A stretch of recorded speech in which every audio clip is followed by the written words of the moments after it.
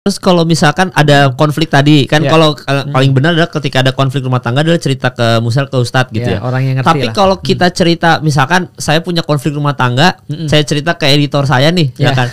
Itu membongkar aib dosa atau enggak, Tat? Nah, tergantung editornya punya kemampuan menyelesaikan atau tidak. Ya kan bisa aja buat sharing aja. Nah, kalau buat sharing aja menurut saya jangan, apalagi masalah-masalah rumah tangga.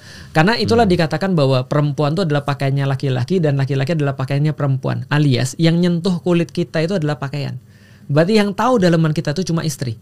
Karena mostly Mas, kalau kita cerita sama orang ada guyonannya.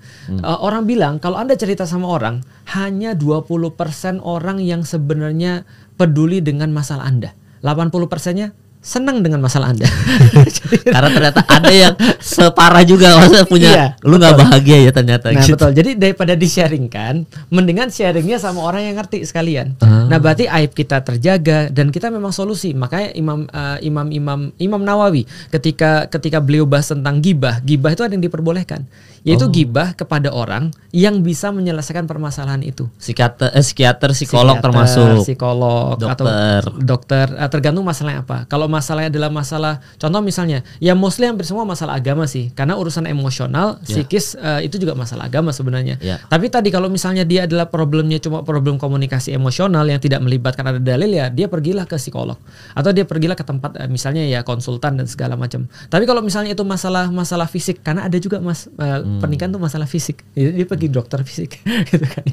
Jadi kayak gitu-gitu. Oh iya, memang itu juga sempat ini sih, Mas. Boleh nggak ya cerita ke temen nih ada masalah, siapa tahu dia, karena mungkin pertimbangannya adalah nih temen pernah melewati kesalahan yang sama. Kalau itu bisa.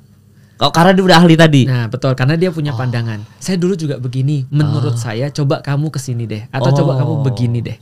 Nah itu bisa, nggak ada, karena dia kan punya kemampuan untuk menyelesaikan kan. Jangan random aja, jangan random, apalagi kemana-mana.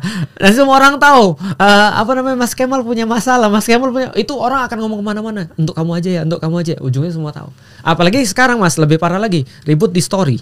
Iya, ada yang lebih parah lagi, ribut podcast. Kayak itu gimana, Tat? Ya kan?